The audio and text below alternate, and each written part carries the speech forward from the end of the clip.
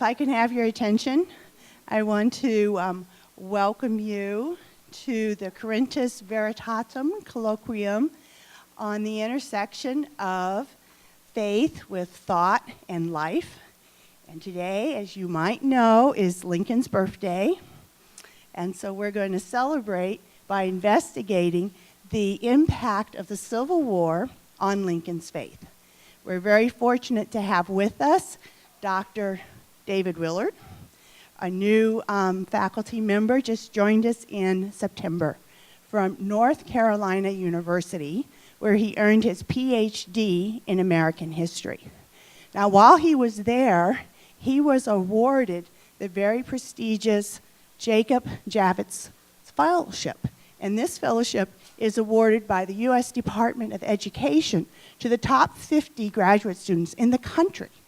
And so now he's teaching at our school, and he teaches modern U.S. history.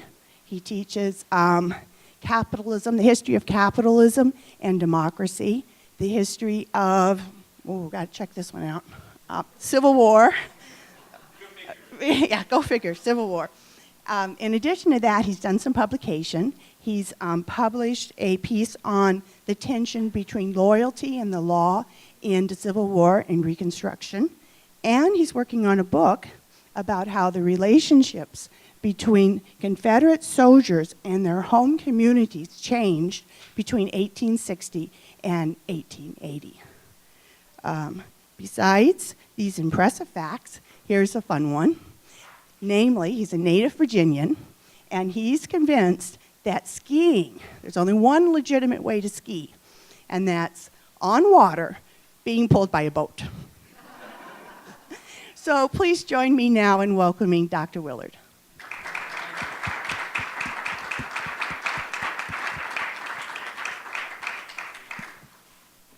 Thank you, Professor Lemons, and thanks to the Truth Seekers for inviting me on the occasion of Lincoln's birthday to talk a little bit about the role of religion and faith in Lincoln's life. Having been a grad student recently and on the other end of many, many lectures, I will do my best to keep this brief and succinct so that we don't end up losing the plot, as it were. Is my mic on? Am I live? Good. Everybody can hear me? Fantastic. Okay. For the past century and a half, Americans have used the language of the Bible in talking about their Civil War. The United States stands in for fallen humankind. Its original sin occurred not in the Garden of Eden, but on the west coast of Africa, in the holds of ships crossing the Atlantic, and on the riverbanks of Tidewater, Virginia, where in 1619 men began the business of buying and selling other people. When we extend the metaphor, the Redeemer through whose sacrifice the United States receives its forgiveness must, of course, be Abraham Lincoln. That he died on Good Friday in 1865 only increased the poignancy of the parallel for those inclined to see it. Yet the idea of Lincoln as a Christ-like figure stands very much at odds with the 16th president's views on religion during his lifetime.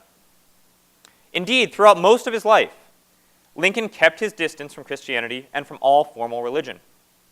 For reasons that I'll explore today, the man who would lead our nation through its greatest trial spent the bulk of his days believing in a decidedly unorthodox divinity and avoiding fervent religious expressions because he thought them, at some level, to be un-American. But the salient feature of Lincoln's character, the one which all of his most successful biographers emphasize, was his exceptional ability to adapt to changing needs and circumstances in ways that, in retrospect, strike us as prescient and even clairvoyant. This held true for Lincoln the politician at his moments of greatest trial, but today I want to suggest that it applies to Lincoln the man and the man of faith as well. In his moment of supreme test, as the costs of war to the nation vastly exceeded what most contemporaries expected to pay and came to include the president's immediate family, Abraham Lincoln turned to an omniscient and omnipotent God as the only adequate explanation for the fiery trial of the Civil War. Let us not, however, put the cart before the horse. Long before he invoked God as the ultimate answer to the question of the Civil War's meaning, Lincoln tried very hard to escape the influence of religion in his world. He grew into adulthood in a place and in an era suffused with religious belief. During his boyhood in Kentucky and Indiana, hard work and the Bible seemed to comprise the entire meaning of life for Lincoln, his family, and his community. Raised by self-described hard-shell primitive Baptists in frontier communities, the young Lincoln showed no interest in either of the tenets at the center of his family's world. In 1823, when his father, his sister, and his stepmother, Lincoln's mother had died when he was only 10 years old, joined Pigeon Baptist Church, the adolescent Lincoln declined to do so. Instead, he took to ascending a particularly prominent tree stump after Sunday worship services and satirizing the emotional, charismatic style of the pastor before a rapt audience of local children. According to his Pulitzer Prize-winning biographer David Herbert Donald, during his late teenage years, Lincoln rejected the tenets and values of his frontier Indiana family and community because they suited neither his abilities nor his ambitions. The world Lincoln grew up in was not the world in which Lincoln wanted to live. Armed with an evident wit, a genius for numbers, and a chronic indifference to manual labor that, in all fairness, may have stemmed from an extreme growth spurt, Lincoln found himself incompatible with the society in which he had grown up. Chided for being lazy when he preferred to spend time with books to working in the fields, he chafed at the limited horizons and the latent anti-intellectualism of those around him. Lincoln's exposure to Christianity in this context left a sour taste that would take decades to expunge. Rather than presented with an infinite mystery to captivate the intellect and to stir the soul, religion functioned for Lincoln's neighbors and for his family as an unexamined truism, as a set of social and intellectual prescriptions that obviated the need for individuals to find their own purpose. To a budding thinker with a growing love for the law, the religious practice of the hard-shell Baptists could scarcely have seemed less appealing. And in the frontier towns of Lincoln's youth, the hard-shell Baptists were, to put it colloquially, the only game in town, so far as Christian denominations were concerned. Yet if Lincoln in his youth and his early adulthood disdained rather than embraced Christian worship, he also craved a greater sense of purpose and ardently searched for sources of truth and meaning to which he could attach himself. If he did not join a church or proclaim a belief in the God of the Old and New Testaments, he did begin to explore the possibility of a divine creator outside of the bounds of formal religion.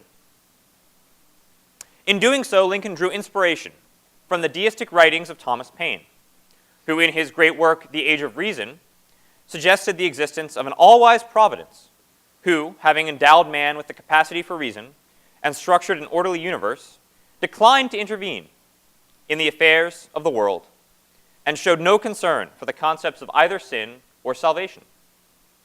In perhaps the only concession that Lincoln ever made to the Calvinist theology of his parents, Lincoln tempered Paine's rationalist interpretation with what he called the Doctrine of Necessity, which is the belief that mankind retained free will but acted toward divine purposes that they could not comprehend.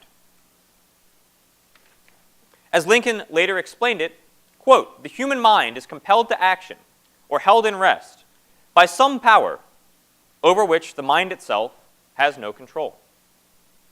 Calvinist predestinarian theology and Paine's rational deism made strange bedfellows. In fact, for the previous 3 centuries, they had been very much at odds. But they perfectly suited the young Lincoln in combination. They appealed to his love and respect for learning and rational inquiry, but also to his evident brash ambition and his unflagging sense that he had an important role to play in the history of his nation that he himself did not yet understand. The exploration of the various forms that God might take seemed to fade from importance as Lincoln entered his early political life. As a candidate for Congress in 1846, his first campaign for national office, Lincoln adopted a tone of respectful distance from religion that he would maintain until some years after he entered the White House. His approach to public questions about his faith paired the wit that would become his trademark with a savvy politician's neutrality on divisive issues. Lincoln sought the approval of a fervently religious community when he stood for office in Indiana's 7th Congressional District. But both his principles and his political sense told Lincoln that he could never pretend that he shared their fundamentalist Christian convictions. To exacerbate the matter, Lincoln's opponent in this election, Peter Cartwright, was a Methodist minister and a noted circuit-riding preacher. Cartwright and his supporters saw Lincoln's lack of professed religion as a vulnerability that they could exploit. If this doesn't ring a bell to recent political campaigns, then we haven't been paying close enough attention. And they circulated charges that Lincoln had no respect for the Bible, even going so far as to refer to Lincoln as, quote, an infidel in a printed handbill that they distributed. Lincoln refuted those charges in a handbill of his own.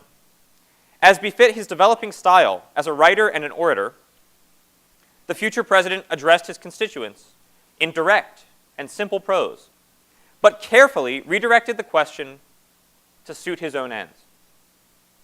Rather than outlining his personal religious convictions, rather than writing a kind of apologia of faith, Lincoln assured potential voters that he had, quote, never denied the truth of the scriptures, and I have never spoken with intentional disrespect of religion in general or of any denomination of Christians in particular, end quote.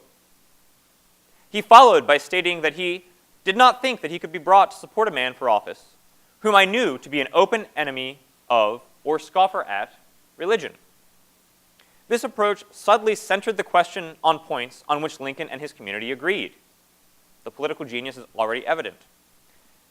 Those points amounted only, however, to a dislike of those who openly disapproved of religion, not to a common profession of faith. And they allowed Lincoln to focus on his public record, his public statements about religion, rather than forcing him to talk about his private views.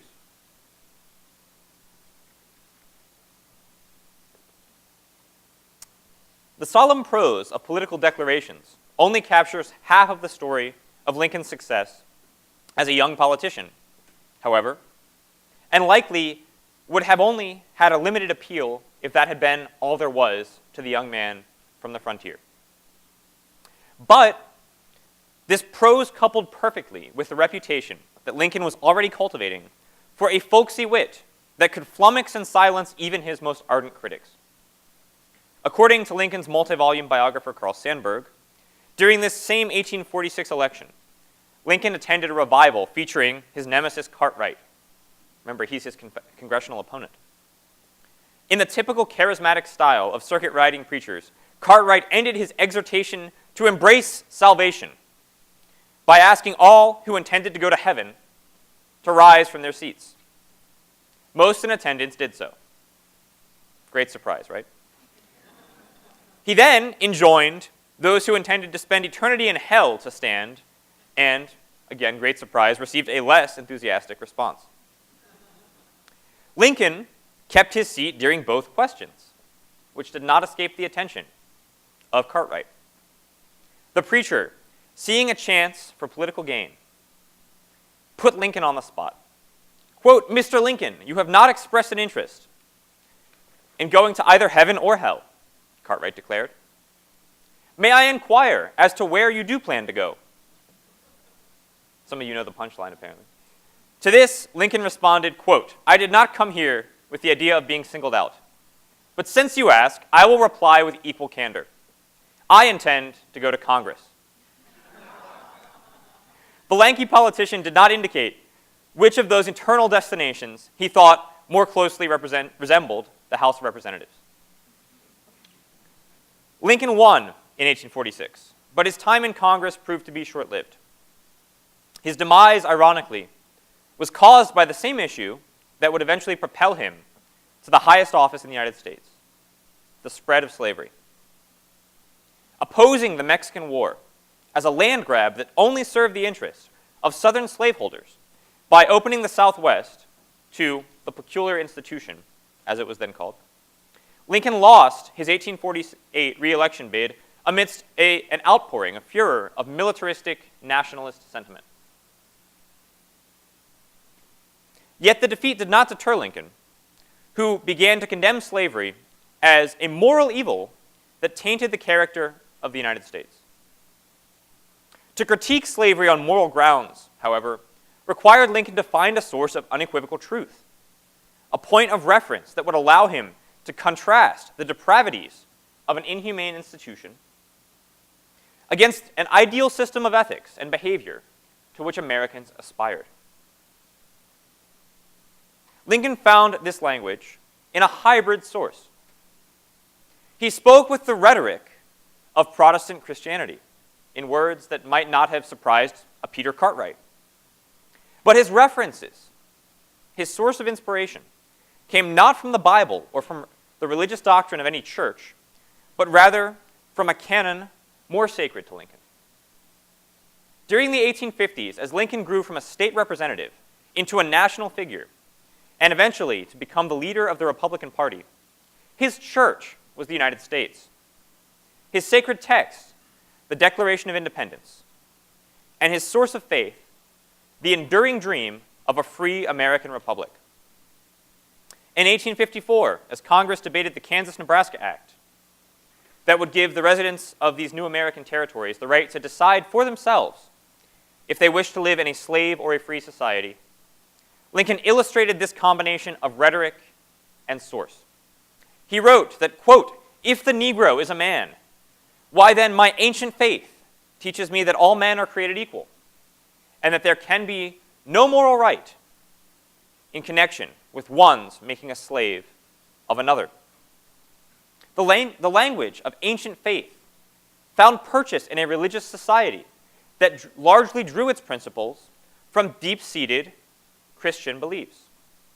But the reference is to a line of text from the Declaration, rather than to a passage of biblical scripture. Lincoln continued in this vein, and increasingly grew to sound like an evangelical Christian in his phrasing. In 1855, he declared that slavery had soiled, quote, "the robe of the Republic." "Let us repurify it," Lincoln exhorted his audience, "and wash it white in the spirit, if not the blood, of the Revolution." No one who heard or read Lincoln's words on that occasion would have missed the explicit similarity to Christ purifying sinners by washing them in the blood of his sacrifice. And Lincoln skillfully used the fervor of such evangelical language to cast the American Revolution as America's cavalry, America's great sacrifice. If one had cause to doubt whether Lincoln had, in fact, begun to see Christianity as a more important influence on his own moral beliefs, if this is evidence of Lincoln's growing faith, he clarified his outlook in 1858 when he invoked the Declaration of Independence as, quote, "the father of all moral principle," during his debates with Stephen A. Douglas. As a man with a single overarching goal, limiting the influence of slavery on American life, the expression of moral absolutes in the rhetoric of religion, but in the text of the American pageant, suited Lincoln perfectly. The great shift in Lincoln's political life that would prompt a shift in his rhetoric and probably in his religious beliefs came when he emerged victorious from the election of 1860 and ascended to the presidency. While he never abandoned his critique of slavery as a corruptive, degenerative institution, Lincoln realized that his mandate would have to grow substantially if he were to preserve an increasingly divided America as a unified republic. He could no longer be the candidate with a single overtly moral cause. He now needed to find a way to bring Americans together around commonly held principles. In short, he needed to become a president. With this political shift came a change in language and expression, and God, the Bible, and Christianity all began to find their way into Lincoln's vocabulary with greater purpose and greater frequency. In February of 1861, the president-elect spoke at Independence Hall in Philadelphia, the birthplace of the Declaration of Independence. Unsurprisingly, given the language that he'd invoked for the past 5 years, the Declaration again appeared as the source of Lincoln's political ideology. And he declared that, quote, "I have never had a feeling, politically, that did not spring from the Declaration of Independence." This in a society where politicians, leaders, were unashamed to say that their entire moral philosophy derived from the Bible. He invoked that document, the Declaration, no less than 5 times, by name, in a speech that lasted barely 5 minutes. Yet, in the following month, and here we begin to see the transition, on the occasion of his first inaugural, Lincoln turned to a new and more explicit use of religion to mark his transition from a candidate with an issue to a president entrusted to care for a divided nation. He outlined the tenets that he believed united all true Americans. Quote, intelligence, patriotism, Christianity, and a firm reliance on him who has never yet forsaken this favored land. These common bonds would be enough, Lincoln hoped, to save the Union even at this last hour before the outbreak of civil war. But let us pay careful attention to the language. Lincoln is enumerating shared principles in order to call for sectional reconciliation. America now appears as God's favored land, but its project can still be understood best by reference to its founding texts and ideals. America, in other words, is still the center of Lincoln's moral conception. The course of the Civil War would change that balance. As the conflict exacted unprecedented and unlooked-for sacrifices from the warring peoples, as it touched more and more Americans, Lincoln began to realize that the war had grown too big and too important to fit within the comfortable language of American political principle. The ideals of human equality and a united republic remained critical goals, and Lincoln did his utmost to serve them. But were they sufficient to explain why men on both sides, men of fervent belief and strong conviction, had to die in such great numbers? Or why the war itself must carry on for 4 hard years? In considering this problem, Lincoln's outlook was heavily conditioned by the death of his own son Willie on February 20th, 1862. Beside himself with grief, Lincoln spent an entire day locked in the Oval Office, weeping inconsolably and receiving no visitors. This personal experience with death gave Lincoln empathy. It allowed him to consider the losses that the war had brought to many doorsteps, not as a dispassionate president or a student of the American political tradition, but rather as a man, as a father in mourning for the loss of a son.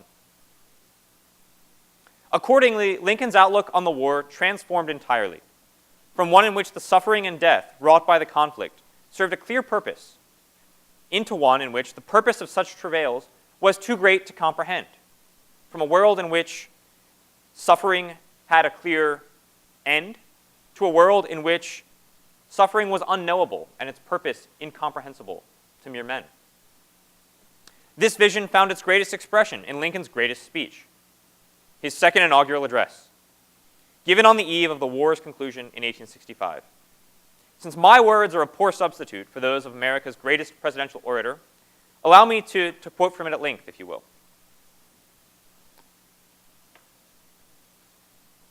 Neither party expected for the war the magnitude or the duration which it has already attained. Neither anticipated that the cause of the conflict might cease with, or even before, the conflict itself should cease. Each looked for an easier triumph, and a result less fundamental and astounding.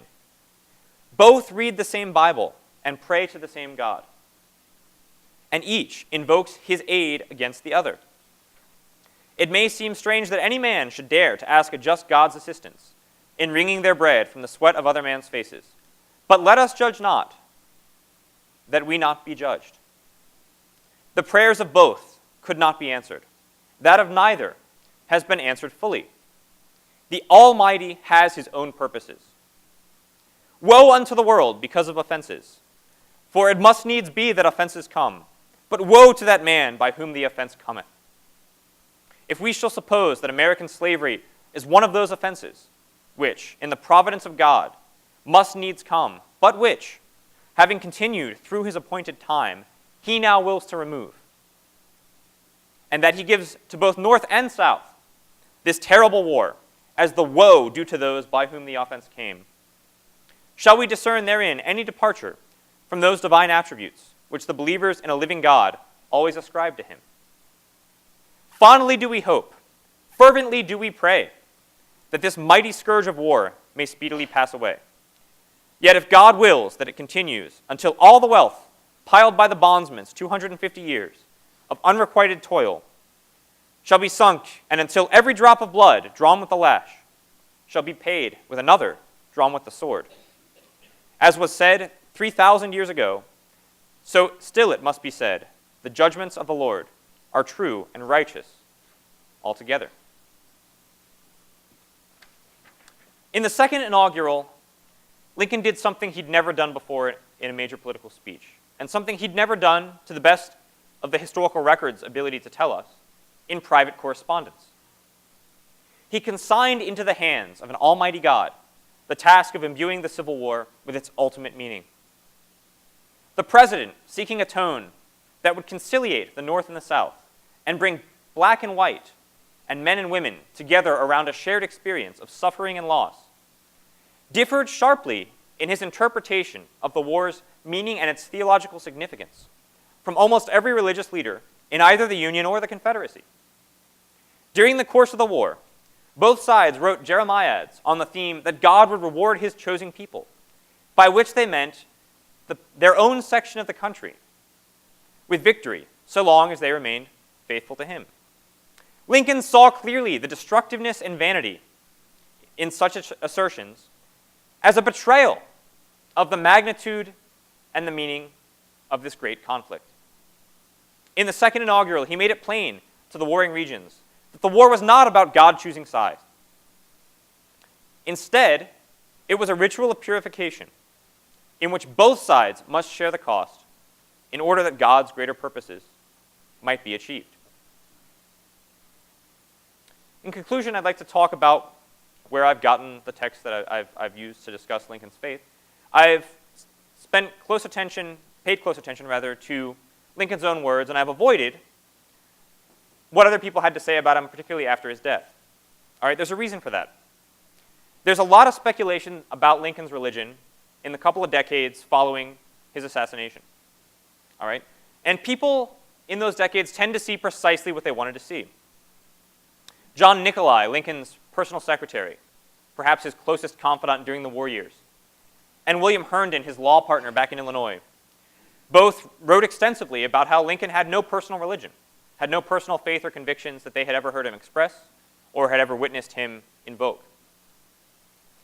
That contrasted with a litany of ministers and with Mary Todd Lincoln at certain points in her life who claimed to have seen Lincoln in the tradition of charismatic evangelical religion on his knees, weeping before God, praying for redemption, for personal forgiveness, and for the fate of his nation. All right?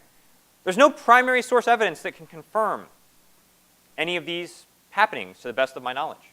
These are post-mortem speculations and assertions that people make in order to serve their particular goals. Those who don't believe in a living New Testament version of Christianity see Lincoln as a deist or a rationalist. Those who do try to turn Lincoln into a faithful Orthodox New Testament Christian. All right? I will say this, no primary evidence shows that Lincoln ever believed in New Testament Christianity. All right? To the best of my knowledge, Lincoln never used the word Jesus Christ in his rhetoric, in his language, in his personal correspondence. But it's important to remember that despite his unorthodoxy, Lincoln's God was bigger than that of most of his contemporaries. All right? And this, I think, is Lincoln's greatest significance in terms of faith and the great significance of his worldview when it comes to religion.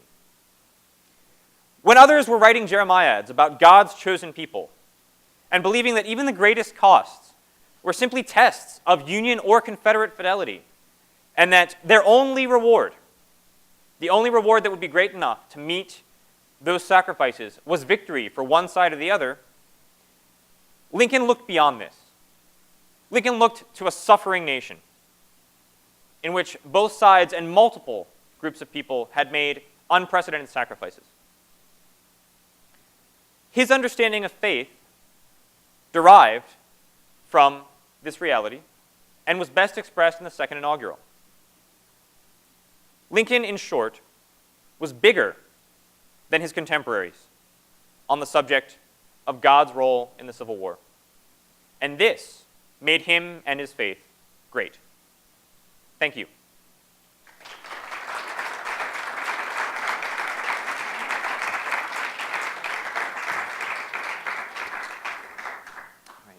Thank you, Dr. Willard. We do have time for questions.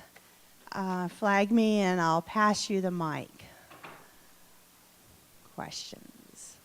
And you know, you guys are younger. You run down and get the mic. I'll meet you halfway.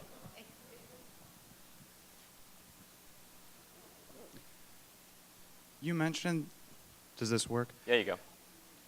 Excellent. You mentioned that Lincoln didn't believe God had chosen a side in the Civil War, but that it was sort of purification for both. Mm-hmm. What do you think would have happened if Lincoln had survived his assassination and influenced the Reconstruction? How do you think that would have looked? That is perhaps the great unknown in my line of work. It's a great question. And I have yet to come across anybody arrogant enough to say that they absolutely know the answer. I can speculate a little bit, though. I won't dodge the question. I'm not Lincoln in my ability to reframe a question so that I don't have to answer it in a way that I don't want to, in other words. So I'll take you at your word. I think the second inaugural is at once a spiritual document and a political document, and it's beginning to show us Lincoln's conception of Reconstruction. There are other documents. He writes to the governor of the newly reconstituted state of Louisiana, for example, late in the war, on the theme of a shared purpose, that America to come together as one nation can't hold grudges. It can't be about punishing the losers and rewarding the victors. It can't be about seeking retribution for the costs that one side has inflicted on the other. It has to be about a shared sacrifice. It has to be about finding a common ground from which to forge America, on which I should say, to forge America again. All right? So I think the consensus view of the politics of Reconstruction for Lincoln is that it would have been less radical than those Congress pursued, certainly, than the Republican Congress pursued. That it certainly would have included provisions for the freedom of the slaves. That was not negotiable by this point in the war. And that it probably would have included a path towards citizenship for the slaves. All right, eventually, I think in Lincoln's conception, African Americans were going to be citizens, if only because they'd earned that right during the war itself, through their sacrifice, through their patriotism, in joining the Union Army and supporting the Union cause. The great question is, what would that have looked like? What would that version of citizenship have meant? And how would it have played out? And I think we can only speculate as to how that trajectory would have played out. I think the one great difference, perhaps, between Lincoln and the version of Reconstruction that Congress ultimately implemented in the mid-1860s is the idea of self-governance. Lincoln had a very low threshold for Southern Reconstruction. A very low percentage of Southern whites needed to buy into the idea of the Union before Lincoln would say, basically, okay, clean up your own house, govern yourselves. As long as you accept certain provisions, like the freedom of the slaves, you can put your republic back together. Obviously, that's not the way it played out. And so I think that's probably the greatest difference between Lincoln's vision of Reconstruction politically and the version that ultimately transpired. All right, as to which is better or which would have been better for the country, that's a debate beyond the scope of any historian I've ever met. Eric, I think I can be heard. If you were Lincoln, I'd be about 7 inches taller, for starters. what would you say to us? Another way of putting it is, what do you think Lincoln has to teach us, Americans, in the year 2013? Wow, I thought the first question was a doozy, and here we go. I think Lincoln has several important lessons for the American polity, us as voters, us as citizens, and for us as people, for the world, as just ordinary people. Perhaps his greatest lesson is that even in the unprecedented trial of the Civil War, a war that was more costly than anyone had imagined at the time, a war that blew all American precedents out of the water in terms of the sacrifices it required, Lincoln looked beyond victory and defeat. Lincoln looked beyond winning and losing to try to find a greater purpose. And he had enough humility and enough humanity to say that we're both good people. North and South. We're all good people. We're all looking toward what we think by every measure we have is the most just, best way to structure our society and to live our lives. He acknowledged, in other words, the honesty, the humanity, the sanctity almost, if you will, of the intentions of his Confederate enemies. And said, the war is going to mean something. It's going to mean a couple of pretty clear things. Emancipation, reuniting the Union. But beyond that, we're in this boat together. We have to figure this out together. He deferred, in other words, to the idea that those who had been vanquished would have something to say about the world they inhabited. And I think that's a critical lesson in 2013. We live in a polarized, polemical society. We live in a world where people draw battle lines over everything, right? Where people identify as being in one camp or the other over questions of politics, over questions of religion, over questions of nationality, over questions of economic status. And it seems increasingly to be winner take all, if not exactly in Congress, because Congress doesn't seem to be able to get stuff done, at least in the way we talk about ourselves. Right? Lincoln looked beyond a winner take all world to something more enduring, and I think that's worth remembering in 2013. Yes, sir, in the back. You emphasized, it seemed to me at the beginning, a kind of contrast between Lincoln's own views of religion and those that he might have heard when he was growing up in Yeah. the Baptist preacher. But you also mentioned that it was a particular hard-shell Baptist community. That, if I'm not forgetting my Baptist skills completely, is non-missionary Baptist. Yeah, absolutely. That's the distinguishing feature, is that they don't believe in missions, they don't believe in social activism or temperance or any of that. Yeah. And in that context, I saw not a simple continuity, but nevertheless the contrast between Lincoln and hardshell Baptists would seem to be less strong than with missionary Baptists who think they got to go out and convert everybody to religion as they understand it. Yeah, I think you're onto something, actually. I think you hit the nail on the head. That there are two legacies, and I only acknowledge one of them, but I think you pointed out another, of Lincoln's early faith. One is the Calvinist doctrine of necessity, the idea that there's a God who has a role to play in human intention, in human action, and that we don't always understand the hand that guides us. The other is, as you mentioned, the idea that people can have serious religious convictions, serious beliefs, and yet not take it upon themselves to proselytize, not take it upon themselves to force others to confront those beliefs. And obviously, as a politician, Lincoln tries to make his beliefs on political questions, on the issue of slavery, known, but also to do so, to structure them in a way that doesn't seem to be all or nothing, doesn't seem to be evangelical, if we can use that term in a political context. He's not telling the South, you can't have slaves. He's telling the South initially, you can't have slaves anywhere else. You can't take slaves from where they are to where they aren't. You can't spread the institution. And even during the war, he takes on a conciliatory tone about the morality of slavery up until the second inaugural, where his claim is not that slavery needs to end today because it's a moral institution, but rather that slavery is part and parcel of the Confederate war machine, and that attacking slavery is a military measure and a military necessity. So I think you could see a continuity and a very clear connection in Lincoln's anti-missionary, anti-social activist church and his upbringing, and his language as a president, his ideas as a president. The caveat, though, the caution is that the tenets of hardshell baptism, what they stood for on paper, and what that meant in Lincoln's world, the world in which he grew up, often aren't all that congruent. Lincoln grew up in a household that abhorred dancing, that abhorred work on the Sabbath, all right? A household that idealized work but wouldn't let him work on the Sabbath, all right?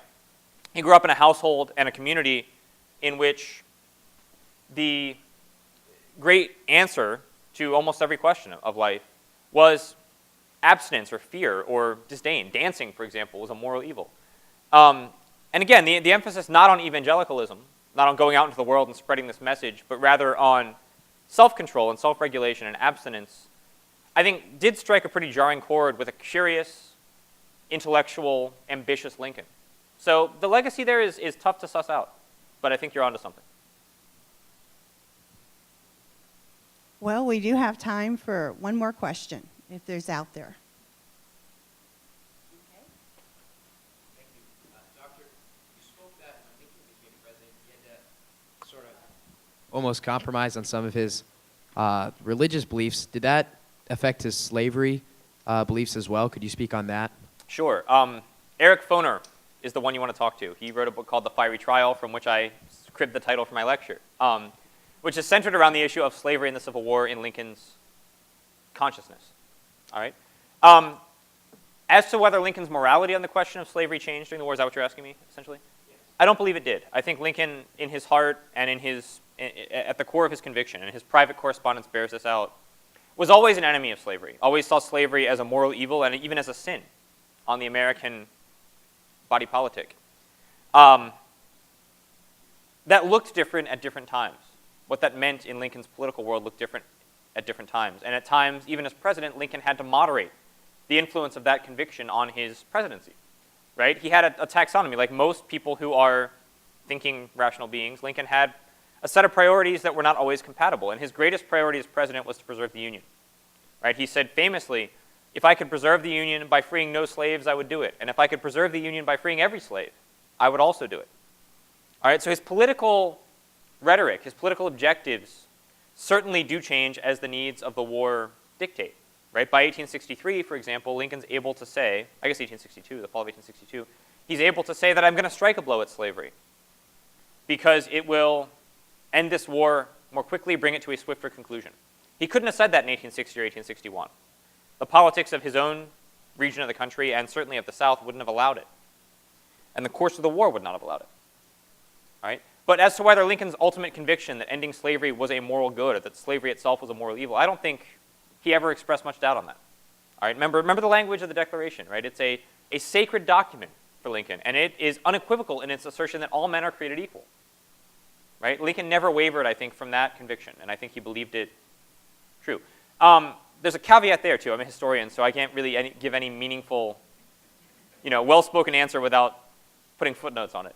And in this case, it concerns what equality actually means. For Lincoln, equality for slaves meant equality in terms of labor system, that they would have the same rights to wages, the same rights to employment and competition that white people in America did. And it meant an equality of personhood, that people should respect slaves as persons and not as property. Whether it meant a vision of political equality, whether Lincoln thought that African Americans should have the same rights as Americans, and even more controversially, whether he thought they possessed the same faculties that white people did, whether he thought the races were actually equal in what they could do, in their potential. Lincoln goes back and forth, and actually there's quite a bit of literature that suggests that Lincoln never thought African Americans were truly the equal of white people. All right, that he never quite got around to the idea of true equality. All right, he advocated things like colonization, like sending the slaves back to Africa or to Haitian islands. There's a place called the Ile de Vache, the Isle of the Cow, great name, off the coast of, in the Caribbean rather, off Haiti. And Lincoln wanted to use that as a place to give African Americans their autonomous communities once they were free from slavery and get them out of the United States. So on that question, on the great question of are the races equal, Lincoln's a little less perfect than we want him to be. But in terms of slavery and whether equality meant abolishing slavery, I think Lincoln believed that all his life. Okay, before we conclude, I want to point out that we do have 2 more talks coming up. One of them is on the faith of Dorothy Day by Dr. Ann Clement, who is here. So please do pay attention to email and the notices that will be coming up. So now please join me in thanking Dr. Willard for a very provocative and interesting lecture.